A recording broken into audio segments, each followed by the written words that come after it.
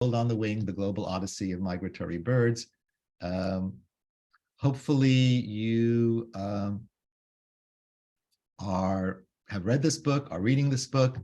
Hopefully you'll at least come and hear what Scott Weidensaul has to say that evening, because I think it's going to be a great presentation next month.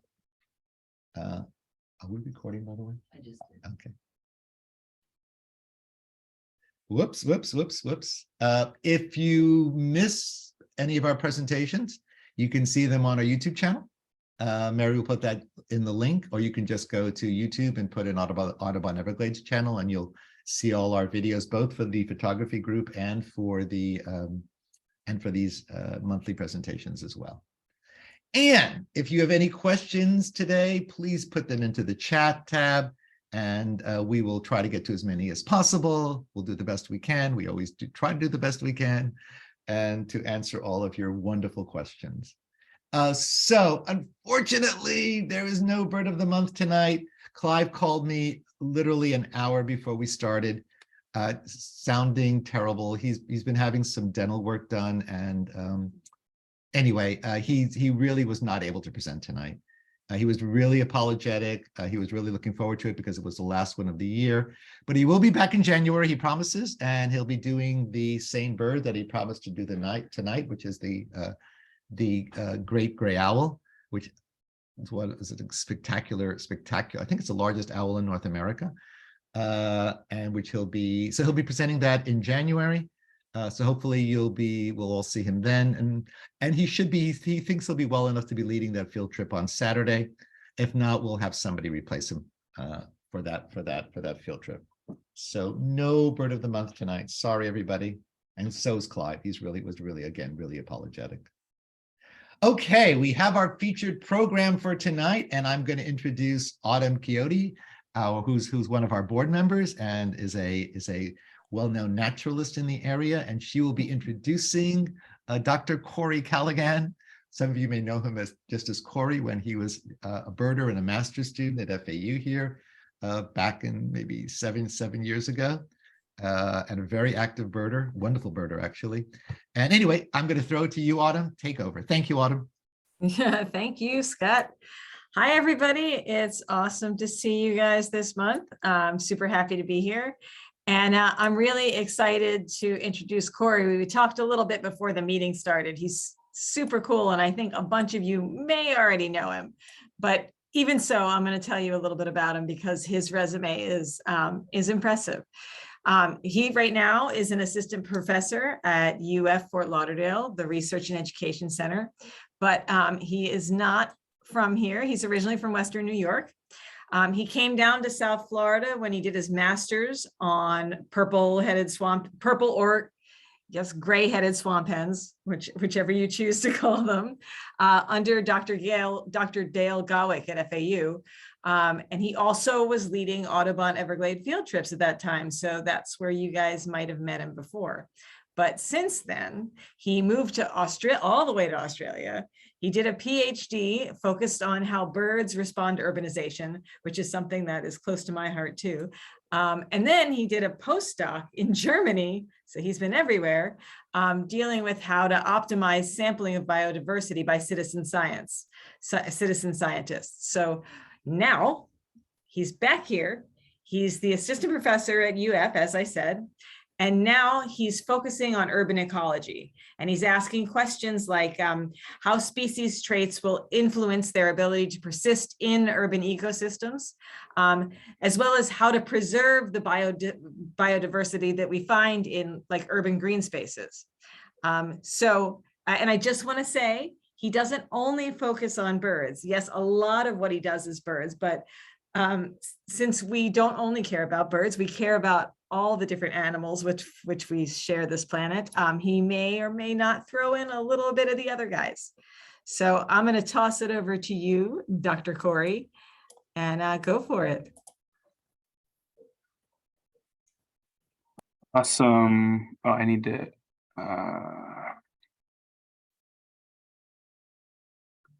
You see the right screen? Is it the right? It mode? is. Okay. You are good. Okay. All right, thank you everyone for having me. It is, as Autumn mentioned, it's a bit strange being here. I feel like somehow I feel like an adult when before I was just a kid. So I guess I don't know what that means, but anyway, yeah. So since I was here last, I've been traveling a little bit and doing some research. And my objective is to try to give you a bit of a crash course on what I've been up to research-wise. Hopefully draw some parallels to y'all. Because I was in Australia, there'll be a few Australian examples, so bear with me, but I think they are all still super relevant to us here locally. Yeah, let's see. I know the title is How People Power, but I have to start with a story about a bird. So this is a black-backed oriole. Some of you may know the species. It's endemic to Mexico. So meaning it's only found in Mexico. It's the only place you can see it. But in February of 2017, this bird ended up in Pennsylvania, rural Pennsylvania. It's found on a bird feeder. Someone just happened to have some bird feeders. They snapped a couple photos and they said, this doesn't look quite right for a Baltimore Oriole, so they put it on Facebook and they said, what is this bird? And, a few minutes later, someone wrote back and said, that's a black-backed Oriole. Can we come and see it? And these people weren't really bird watchers. They were interested. They had a passing interest in birds. So they didn't know exactly what they were getting into. But the next morning, this was their driveway, right? Just tons of people came from all over to see this black-backed Oriole. This is a first ABA record, so kind of the first countable bird that you can get. And of course, as a lot of you know, once a rare bird's found, you usually get the same puns in every local newspaper about birders flocking to see the rare bird, et cetera, et cetera. Now, I was in Australia at the time, but this story caught my eye. A friend and I were kind of talking back and forth. And this happens pretty regularly, right? Rare birds show up around here all the time. But what was unique about this case was that the homeowners actually kept a logbook of everybody that came to see this bird. So they got the information of where they came from, when they came there, and this was kind of cool. Luckily, the birding world's pretty small, so I made one contact through a friend, and they contacted the homeowner and said, hey, this person's interested in this data. Can you share it? So every day I'd get screen, photos from a cell phone emailed to me of the logbook of who came that day. So I did this and, I was interested in this from a research perspective. And so I quantified it all. And so over 1,800 people came from all over the United States to see this one individual black-backed Oriole. And my question was, well, what does this mean for the economy?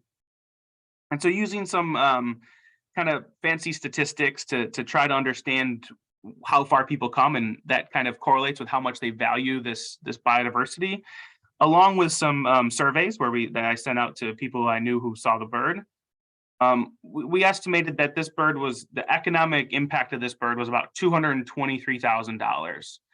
Including accommodation, lodging, travel, these kinds of things. So this is pretty fascinating, right? It's kind of a eye-catching number. It's a lot more than what you would think.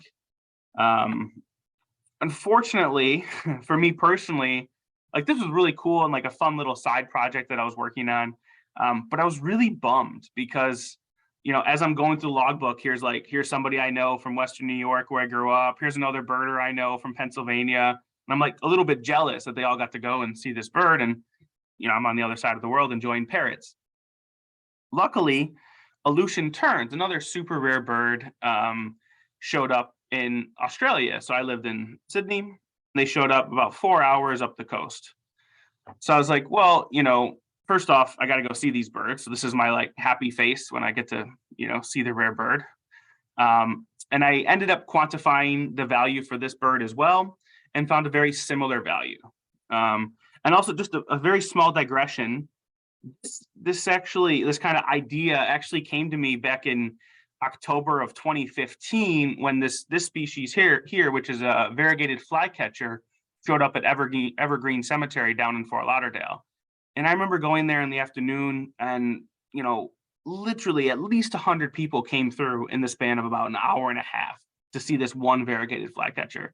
And that idea kind of stuck with me until I was able to kind of study it and actually quantify the value of these birds for biodiversity. And so this kind of leads me to people power. I think it's really important to think about the people in any of the ecological and sustainability decisions that we make. And really important to understand how we, as members of society, value biodiversity. And clearly, these two examples show that we do value rarity, which means we really need to think carefully about protecting the spaces where rare species are, as well as common species. Now, each one of these, this people power leads to what I call big data. So this map here is a map of all observations from GBIF. GBIF is the Global Biodiversity Information Facility. So it's the largest biodiversity data aggregator that we have. This is where if you submit an eBird observation, eventually it goes to GBIF within about a month or so. If you submit something on iNaturalist, it goes to GBIF. This is where most data on biodiversity goes. And this is where people like me who try to do big kind of quantitative analyses to understand how species are responding to humans, where we find the data. Now, what's fascinating is just the increase in data that we have, driven in large part by the smartphone kind of revolution and just the ability to have the internet in our pockets. So a 12-fold increase in data since 2007.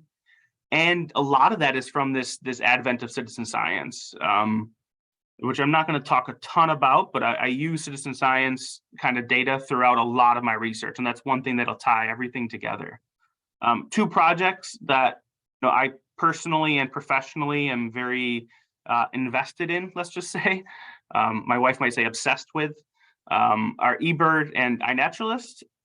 Usually here's when I kind of explain what eBird is, but I think most people probably know what eBird is in the audience, but it's just an app/website that's used to track all bird observations. And then iNaturalist, which maybe people are a little bit less familiar with, it's a smartphone app, but also you can take pictures with your camera. And you upload these all to this website called iNaturalist, which is for all biodiversity that we have. And then users identify you need a picture or an audio recording for this site. And then users identify the observations and try to get it to a species level. So if you get a picture of a butterfly, someone should be able to identify it. Plants, most people can identify that to the species level. And so this people power, this is kind of where, this is kind of how I see most of my research program right now. I focus on people and improving bioliteracy and biodiversity engagement. So how do we get more people to use iNaturalist? How do we get more people out in nature? How do we actually, do this? And this is a really tough challenge. And all this contributes to data, which hopefully leads to efficient biodiversity monitoring and hopefully improve conservation and sustainability outcomes. So this is the people power, but the other side of the coin are the people problems. And this is a little bit less fun to talk about, so I won't dwell on it too much.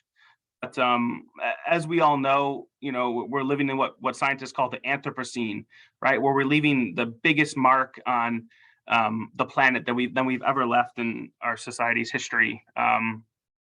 And we're just, I like this footprint on the earth because that's kind of how I view it. Everything we do leaves a footprint. And so these are the people problems. The biggest one that I study is urbanization. So, this is where I'll talk about to start out with. This is a picture of all the observations in GBIF for the United States. There's no, it's just data. The yellow is really more observations and the purple is kind of less observations. This, in contrast, is the nighttime lights map for the United States, basically showing where people live and where nighttime lights are. Again, the data and the nighttime lights. You see this really, really strong correlation between the two. Data come from where people live.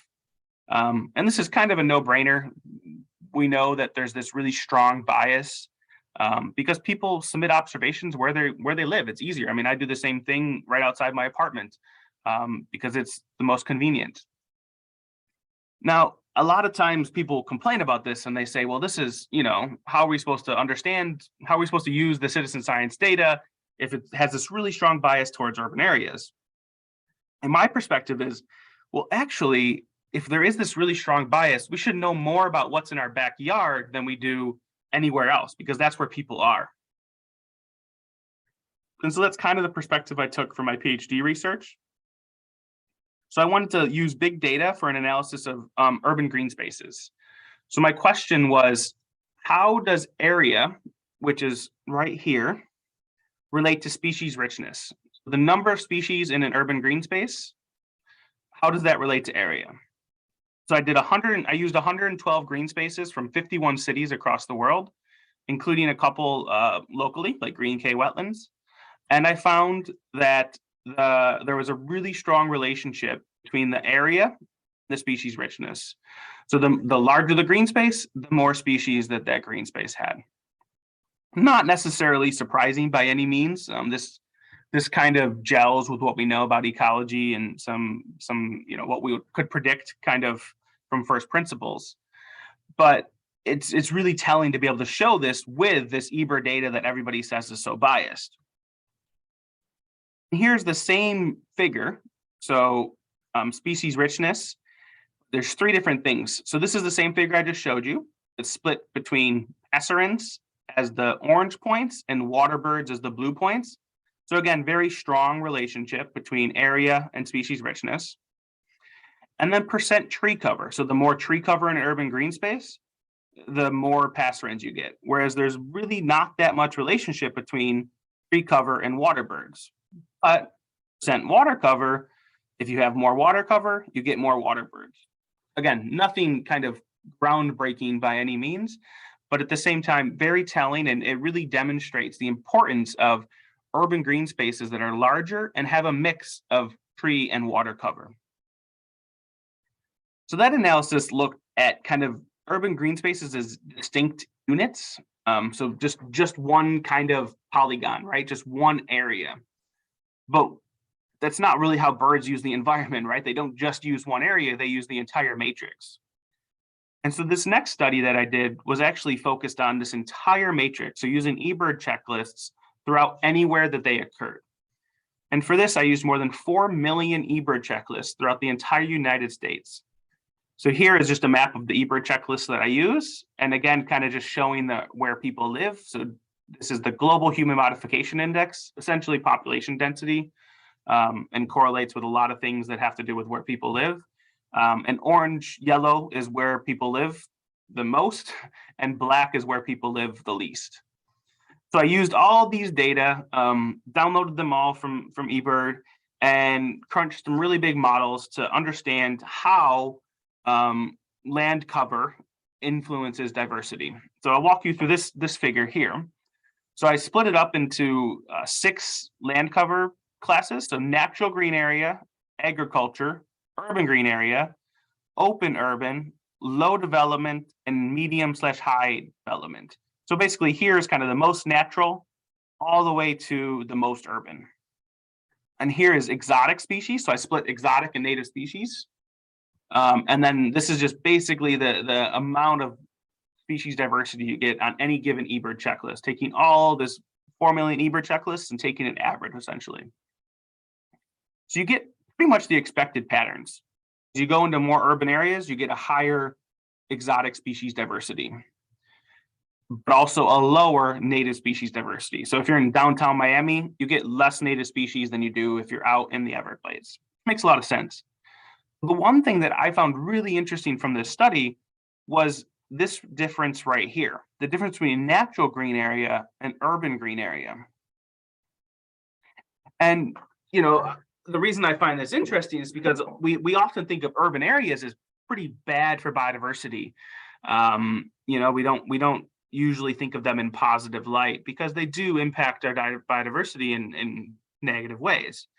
But what I'm showing here is that in the green areas within the urban matrix, you can actually have higher increased diversity than you can in the natural green areas. And it took me a while to kind of think about this and figure out, well, why is that the case? But when I thought about it a little bit more, it kind of made sense, right? So if you're talking about the entire continental United States, you have a lot of areas that are relatively homogeneous or very similar habitat throughout. So here's just two examples here in South Florida. Out in the middle of Big Cypress and some of the WCAs, you get very, I don't want to offend people that might be in the audience, but you get quite homogeneous environments.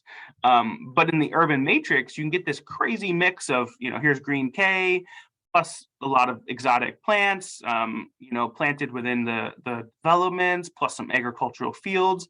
You get this really heterogeneous environment, or very mixed with different habitats, different plants that can lead to higher species diversity. So we tested this at kind of this macro continental scale.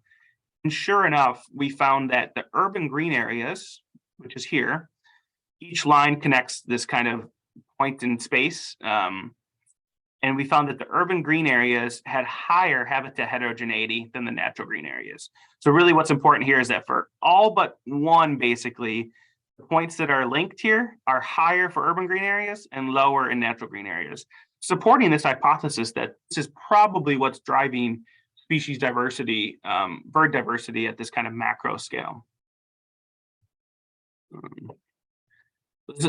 I pretty much just put this in to remind myself to take a drink, so otherwise I forget. But at the same time, so this kind of is where this is what I focus my PhD research on. And then I was birding in Thailand, and I saw this cibia, and I remember having this kind of like revelation, like, so the cibia was a little bit out of range, and there was about 40 photographers, and everybody's submitting the data to Facebook and social media, iNaturalist, and I'm just thinking to myself, like, man, there's so much data that we have.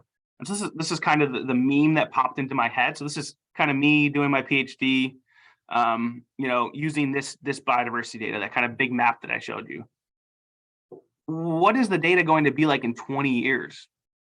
Right? If everybody is really keeping and continuing to contribute to eBird and iNaturalist, even if the rate levels off, we're still going to have so much data 10, 20 years from now that we're not really prepared for it right now. And so this led me to think about, well, what's next, essentially, in this space? And I came up with these three kind of ideas that I've focused my research around over the last couple of years. And I'll just touch on them, each one of them briefly. So the first is capitalizing on secondary data collection, which I'll get to. And then the second is estimating species abundances in space and time, and then sampling the undersampled. But for the secondary data collection, the example here is iNaturalist. I don't know how many people in the crowd use iNaturalist. Hopefully by the end of this, you start using it, or at least a little bit.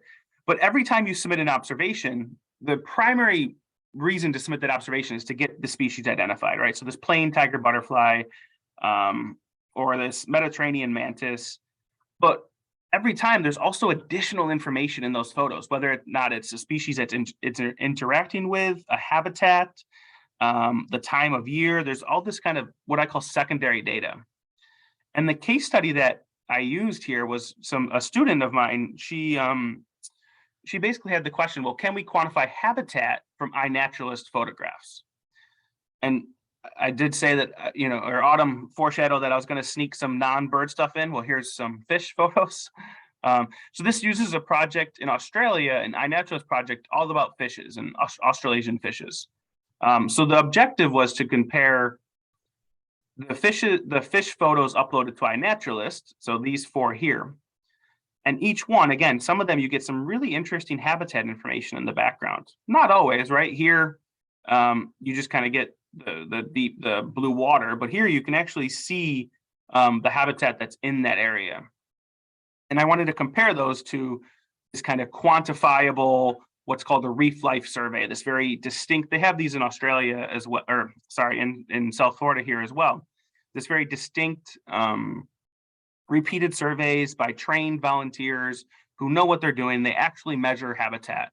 They measure So the first step of the project was that we downloaded all these photos and we saw how many actually have usable habitat information in the background. And it turns out that almost more than 75% of all photos had usable habitat. Some were just the subject, some were blurry, some were only the water, some were just sand. In general, they all had some information. So again, we compared the Reef Life Survey, the kind of expert habitat, the percentage and frequency of turf algae, soft coral, macroalgae, seagrass, with the iNaturalist occurrence frequency to see if there's any correlation. And it turns out we found really strong correlation that indeed you can actually use iNaturalist photos to estimate this habitat in the background. And so imagine, at some point, if this is ever automated, so this is a lot of work currently, but if this is ever automated, we actually have this kind of monitoring system where people are taking photos of fish, which is great. But in the background, we're getting all this additional information about the habitat and how, is bleaching and how is climate changing affecting our coral reefs. And these kinds of questions can start to be answered reasonably well with these data. Second, what I call frontiers is perhaps maybe the coolest one. So the objective was to estimate species abundances in space and time. And so, of course, being a bit of a bird fanatic, I chose to try to do this with birds. So there's two types of abundance. When you submit eBird data, generally we only understand kind of relative abundance. We know that you had 500 grackles and 2 palm warblers. And so we know that relatively common grackle is a lot more abundant than palm warbler. So that's kind of what I call relative abundance. But absolute abundance is actually how many individuals are there? Not just how many did you see, but how many are there in the world? And this was the goal of this research. And is this applicable at large spatial scales? And how might this be possible? And if you're going to do this, I think the only way you could ever answer this is with eBird data. So I had 3 goals, really the top 2 I'll focus on. Estimate the global abundance for all the world's bird species. How many individual birds are there in the world? That's kind of the question that I was really interested in. So some colleagues and I, we spent a lot of time thinking about this and trying to basically model it. So I won't go into any of the details, but just to give a very brief overview of what we tried to do, we took the noisy, citizen science data, so all the eBird data in the world. For 724 species, we got true estimates, right? So we got actual estimates of how many birds there are using traditional point counts or, expert estimates for really rare species. And so you can imagine that, so here we don't really know the truth, but here we treat this as the truth. And so we want to understand the relationship between these 2 different types of data. In order to kind of think about it a little bit more, we used color. So imagine if there's a brown sparrow, they're probably going to be underreported than a bright blue and yellow macaw, right? Because blue and yellow macaws are bigger, brighter, more obvious, more easy to detect. But those brown sparrows, only the Chuck Webbers are going to go get those really tricky birds and have a really, that have those skills to see those really tricky birds. And so that's kind of what we are trying to quantify here. And so we use color, body size, and flock size. So if you have a big flock of cedar waxwings fly over, they're probably easier to detect than just a single individual yellow-rumped warbler. So we did all this and some crazy modeling to try to understand how many species there are. So here's kind of the result that I'm just going to jump right into. So this represents, this is a histogram. So this is the abundance estimate. So here's 100 million birds, and in millions. And so here's, so only a few birds have more than a billion. Only a few bird species have more than 1 billion individuals in the world. And so we did this for 9,700 species. So not quite all the species in the world, but we, I guess, did the best that we could. So we basically found that many rare species and very few abundant species. So almost 1,200 species had a global abundance of less than 5,000 individuals. I think what's really important here is the interpretation, which there is no answer. But what I think the next steps in this kind of research are figuring out, well, which of those 1,200 species are rare by nature and which are rare because we caused that, right? Like which ones have we caused to be rare? Think of examples like whooping crane, bald eagles not all that long ago, although now it is quite well recovered. But those are examples where we actually caused that. But then on the other side of the coin, there's a lot of species that live in Indonesia that they only have 1,000 individuals because they only live on one mountaintop in the middle of the Pacific Islands. So this is kind of the interpretation. And then, so this was for each species. And then we summed all this up to estimate how many individual birds there were. And so we estimate that there's about 50 billion individual birds in the world. That's the median estimate. And then we have a mean estimate of 428 billion. So the first takeaway is that there's a lot of uncertainty here, but we didn't shy away from that uncertainty. That's part of what happens when you try to do these kind of really, really big scale analyses. And so that's one 6.25 birds per individual. Although, yeah, our population keeps increasing.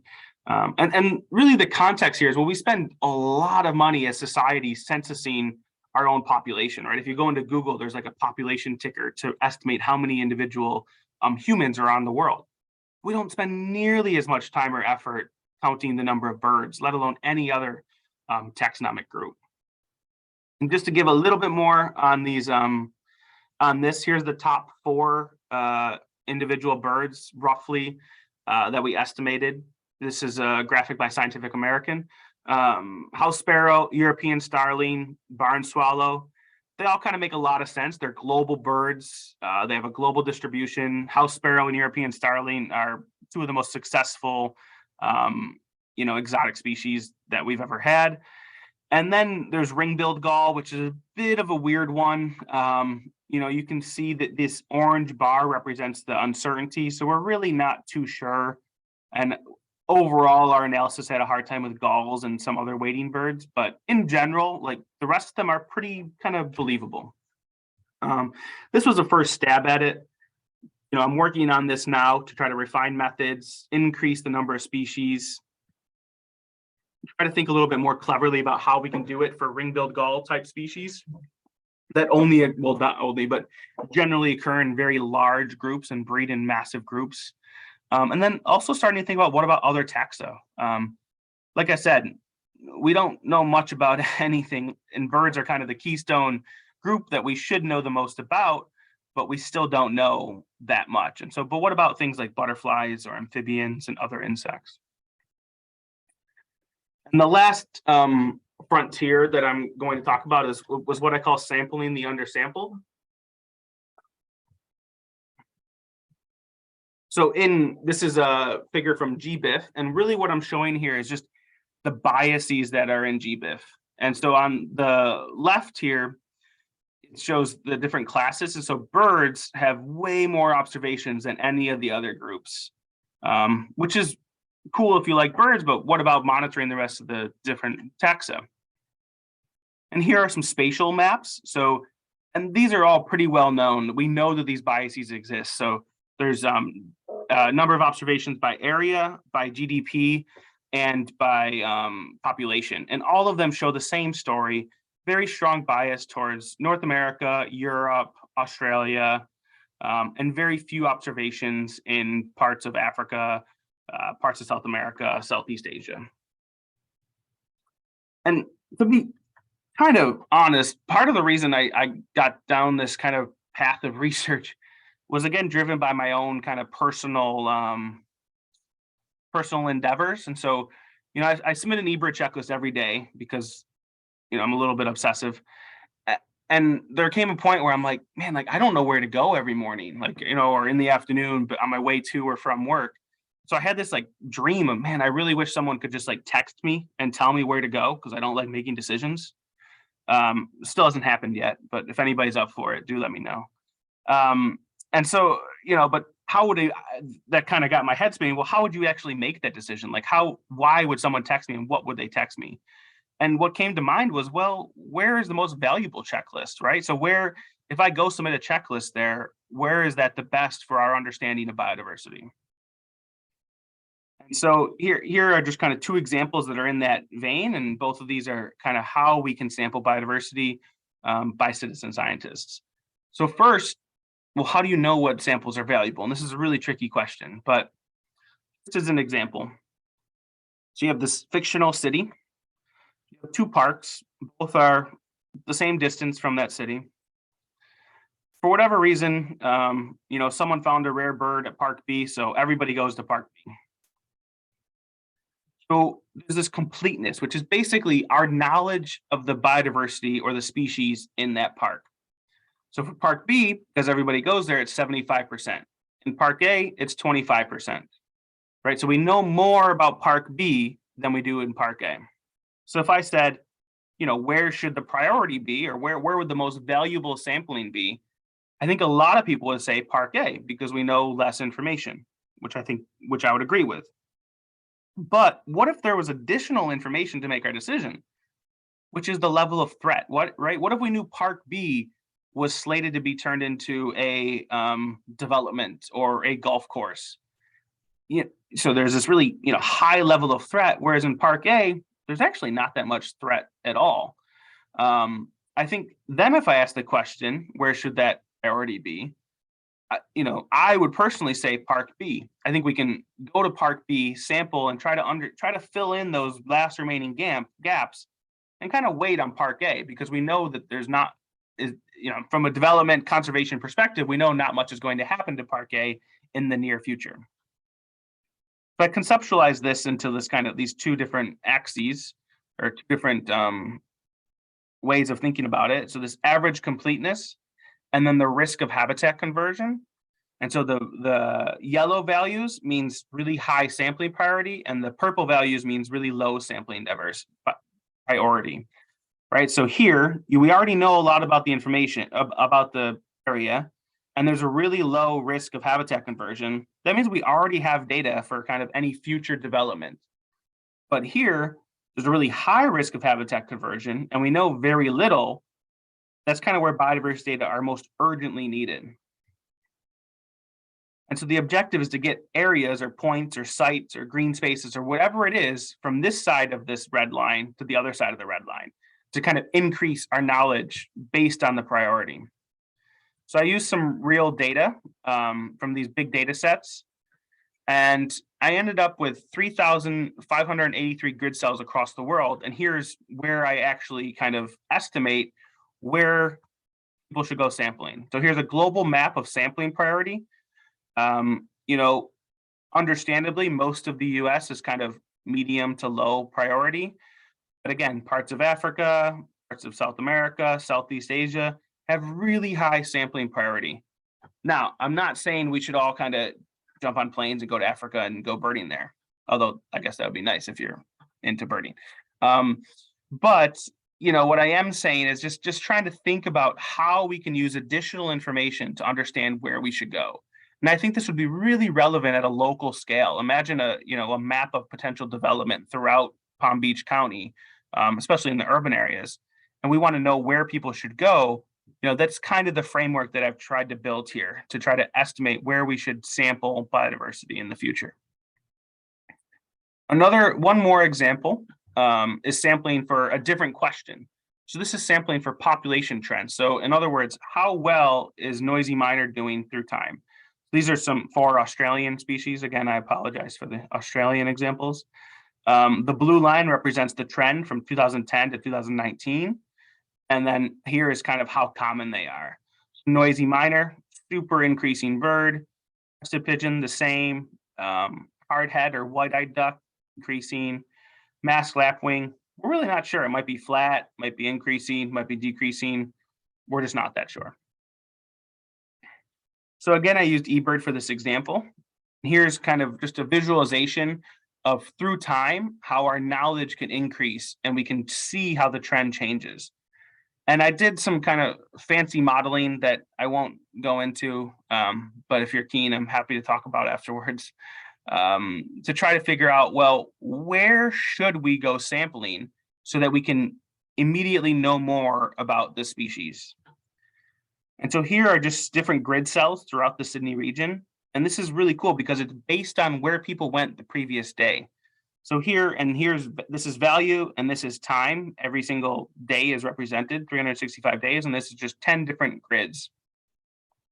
And so some of them won't change, right? So this blue line is just not that valuable of a grid cell.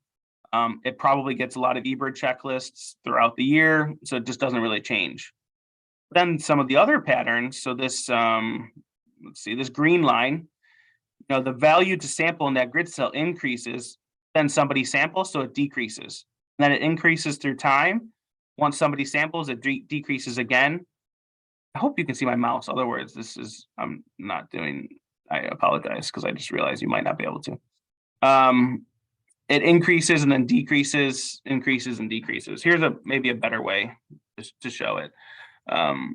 This is the same data, but shown every single day in an animation. And in the bottom left corner is the most remote parts of the greater Sydney region. And so yellow means the highest value sampling. And so someone just sampled there, so it goes to purple. And here it kind of stays valuable. So it just started over, so I'll show it again. But you know, so it's very high sample priority because nobody sampled there. But then once someone samples, it kind of pushes the priority elsewhere. Eventually someone samples here. Then it kind of pushes the priority for sampling here. So in other words, it's kind of taking a finite resource, which is people power, and pushing it and kind of guiding it using nudges to try to sample for the most meaningful way so that people like me and biodiversity researchers and conservationists can use the data in the most powerful way. Speaking of using the data, I'm almost to the end. I did want to just discuss just briefly, or not discuss, but just mention a few things that when I run into people out in the field that they're not totally aware of. So, you know, a lot of what I've been talking about is downloading the entire eBird data set and then trimming it down to parts and pieces that are usable, that I actually use in the analysis to understand urban ecology and urban biodiversity. And there's a few things. So first, I only use checklists that have, and this isn't just me, this is kind of general for most people using eBird data to model it. I only use checklists that have no X's. So this is my checklist. So I'm guilty of this as well. I try not to anymore, but you know, so I put an X for red-winged blackbird, X for common grackle, X for bowtail grackle. This was from years ago, and I assume I was just too lazy to try to estimate the difference between those species. That's unfortunate because then I just throw this entire checklist out, and I don't actually use it. It's used for some things, but not all things. The other kind of piece of information is the time spent. I usually so first is complete. I usually only use complete checklists. So when you have that option, please, you know, make sure you try to do complete checklists as much as you can. I only use checklists that are greater than 5 minutes in duration. And then usually people put a cutoff of 240 or 300 minutes at the maximum. So if you have a checklist that's 7 hours long, it's just not that meaningful and it's hard to compare with smaller, shorter checklists. And then the other kind of filter that I often use is the distance. Most people tend to use 5 kilometers as a cutoff. So anything greater than 5 kilometers, we usually don't use. So this is just a few things I just wanted to highlight in case you weren't aware. That doesn't mean you can't use X's or anything like that. It's just if you want to make your data kind of the most usable and most valuable, these are just some of the things to kind of keep in mind. So in conclusion, you know, I think citizen science will continue to be super important and increasingly important for conservation and biodiversity research. We need to think about how we use the data now to maximize the value for future use. And so what kind of models can we run now?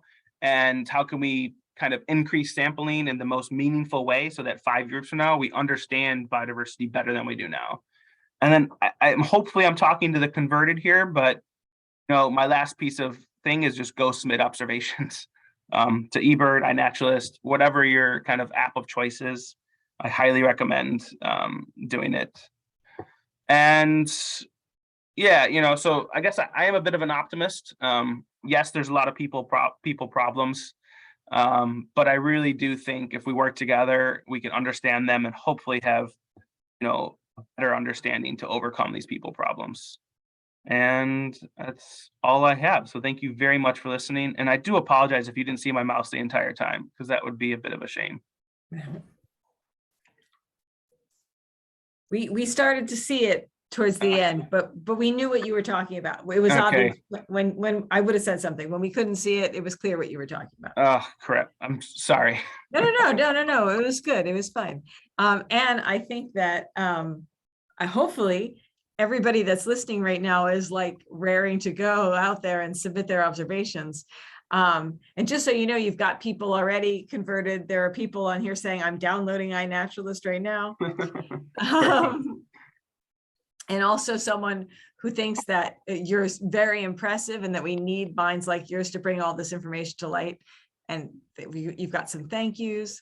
But here are some questions for you. Let me go back up to the beginning. The first question we got was, how do you avoid multiple counting of the same bird by lots of different birders? So you mean like, do you mean the same individual, or do you mean? I think that's what he means. I think he means like the same individual bird by multiple birders, and then you're counting all those different sightings as different birds. Is there a way to adjust for that? Yeah, so we do adjust for it, and that's usually like spatially. So meaning, if observations are submitted from the same location, then you kind of have this underlying assumption that they are the same birds. Or at least, to some extent. So you adjust for this in the models, and also temporally. If you have 2 checklists submitted on the same day, 1 hour apart from each other, you make this assumption that they're very similar individuals, and so they don't get as much weight. Whereas a checklist that's submitted, now and then 3 months from now are more kind of independent. And so, so yes, we do try to account for that whenever possible. Yeah, so it's not just computers taking in data. There's actually people there going, this makes sense and this doesn't make sense, or whatever. Yeah, and this is how I see my job, is trying to understand, how we account for some of these things. And what I like to say is, like, I contribute just as many biases as the next person. Like I go and chase the rare birds, or go to the same spot and submit the same individuals just as everybody else. And so I try to, account for that as much as I can when I'm doing the modeling as well from my day job, so to speak. Cool. So now, speaking of all the statistics and everything, how many people it's labor intensive work. So how many people did you have working on this? Oh, I mean, in the last couple of years, I've worked with over 100 people on various projects. Yeah. So and this is a good point. Thank you. Like, this isn't just like all me, this is a team of people that I've worked with, students, advisors, under us, volunteers, kind of, you name it, kind of. And yeah, so I don't want to claim this as like all my own independent work or anything like that. Cool. Now we have questions specific to here and to Audubon Everglades. They're wondering, can Audubon Everglades folks increase bird sampling and posting of sightings in the ag reserve? Say that again. Can what? Sorry, what? Can Audubon Everglades folks increase bird sampling and postings of sightings in the ag reserve? Yeah, definitely. Yeah, I mean, that's the kind of information that I think is really important. If so there's this other thing too, right? Where there's this thing called the parking lot effect. Mm-hmm. And so basically, imagine there's this nice green space and everybody goes there and submits data. And then, and this has actually happened to me with a place I know that was just a vacant lot I used to bird, and I'm back here 8 years later, and it's literally a development. And so this is the kind of what we call the parking lot effect, because now I don't go there and submit observations. And so we're actually losing really cool data because the data just stops. It doesn't show, hey, now there's very few birds there, and now there's just mockingbirds where there used to be orange-crowned warblers. It just shows orange-crowned warblers, now nothing. Yeah. So, there's all these little things that you can do to try to kind of help rectify some of these things. Yeah. Yeah. And Scott mentions that any information you get from those samples can be used to argue against attempts to develop the area in the future. Yeah, I mean, yeah, that's the ideal situation. Yes. Somebody asked, So the eBird. Sorry, I'm just reading these two. Yes, get it. You got it. The eBird.org data set is free to use. Thank you. Awesome. Perfect. And then you've got a ton of accolades there for a little while. You can see. And everybody's downloading your apps. And Scott wants to know if you have a recommendation, if you have a recommended step-by-step recommendation for the best way to get started in submitting the observation samplings by citizen scientists. Yeah, I mean, I guess kind of start simple. So, you don't, I guess, yeah, to get started, you don't have to go far. You don't have to travel and see rare birds. Just literally observations from your backyard with the painted buntings or whatever you are lucky enough to have are still really valuable. I guess that's kind of my best advice to try to get started. And so you don't need to go out and get checklists with 30, 40, 50 species, 5, 10 species that you happen to see having a cup of coffee in the backyard. Super valuable. Yeah. And that's good to know, because that's what, I think that's very important. The urban, like you were talking about, the urban biodiversity, knowing what's going on in our urban areas. And somebody thinks it's really interesting to see how citizen science compares with current predictions about birds in reference to global warming. And I guess that's super interesting. I mean, this is an active area of research, not necessarily for me personally, but a lot of people are starting to kind of use citizen science data in terms of climate change research. I actually think, in a very cool way, eBird and iNaturalist, not yet, but eBird's at this really cool pivotal point where we have 15 years of data, more or less, that from some sites. And so we have a time series, right? When you only have 5 years of data, it's hard to do much. And so when eBird really took off in 2005, 2010, in that time frame, there wasn't a lot to do temporally, but now that's it's a few years ago now, and so there's a lot of potential to start doing things like temporal analyses. Yeah. Do you give weight for organized data like the Christmas bird count or breeding bird atlases? Do you look at the number of birds versus the number of people or hours spent looking? Yes. So you do, we always try to account for the effort. Christmas bird count data it's kind of its own beast. And so it's a different kind of data set to download. However, if you eBird, which there are quite specific / good instructions on how to eBird your Christmas bird count, then it still ends up in the eBird data set. Right. But the Christmas bird count data set itself is a little bit different. And as along with the breeding bird atlases that are, well, actually, I don't know what you mean by breeding bird atlases, but yeah. But we do know that you have, if you wanted your Christmas bird count data to go to where you are, we want to put it in eBird so that you can get a hold of it for this type of research. Yeah. Yeah. Mm-hmm. Awesome. Does anyone else have any questions left before I send it back over to Scott?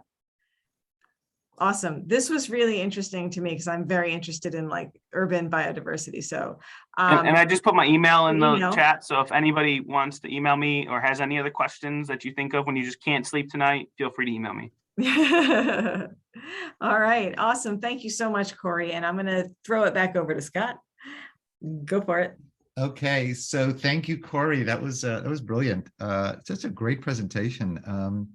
I think what you're saying about, looking at our own backyard, seeing our own biodiversity, reporting it, can have such an important contribution to the gathering of this data and hopefully to protecting what we still have.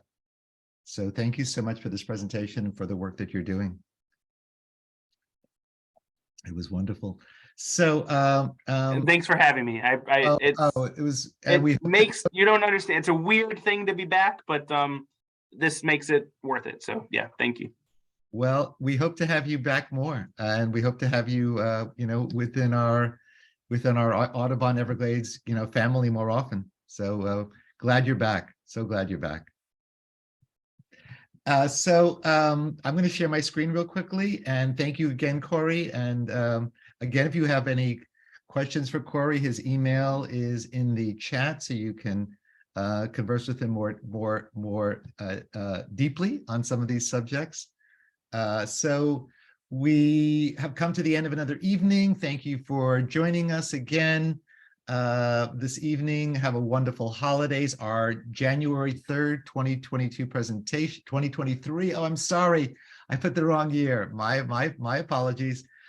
Is Scott Weidensaul. You will not want to miss that presentation. He's brilliant. His book is brilliant. His information, I'm sure, will be wonderful on bird migration. So that's something you will not want to miss. Please put that on your calendar. We will be sending out notices in a few weeks for that. In the meantime, get out there, see some birds, enjoy the holidays. Hopefully some of you will be participating in the Christmas bird count, and we'll put your data in eBird. I know that when I report my Christmas bird count data, I do put it in eBird as well. So have a great evening. We'll see you all next month, and take care. Bye-bye. Thanks, everybody.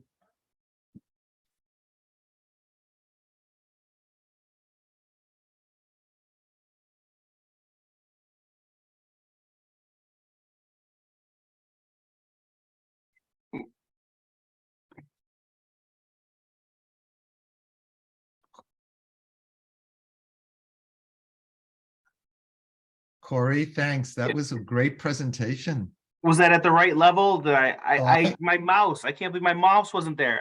Because like I tried to explain the figures a little bit with my mouse, and then I was doing it the whole time. Then I realized that it was on the wrong stupid screen. So I felt dumb. It's okay. You were describing what you were talking about, so I was able to follow without the mouse. So I didn't have a problem personally. Okay. We got it, Corey. It Okay. worked. It was pretty obvious, so no worries. Okay. I tried to, you know, I left a few slides in that I didn't mean to, that were a little bit more intense. And yeah, so anyway, that's what you get for doing it the day of. That's classic. Hey, Corey, I have a quick question. That difference in the biodiversity between urban green spaces and natural green spaces, you obviously, you've read all of Margolov's work. Is that how you pronounce it? Not sure. Yeah. Suburdia. I mean, yeah. His book, his great book, and his research. But so there may be greater diversity, but are you also seeing that there's a difference in the sort of inverted commas quality of that biodiversity between the two habitat types? Yeah, I mean, not so much. I mean, I didn't look at like function. I think what you're getting at is like functional diversity maybe, or something like this, that you could, that would be a more better representative of quality. But no, I didn't really look at that at all. Okay.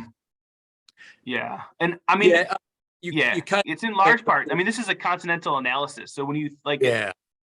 like you're talking about massive swaths of like the Western United States that are just grasslands, right? Like really important, like high quality birds, but relatively low diversity.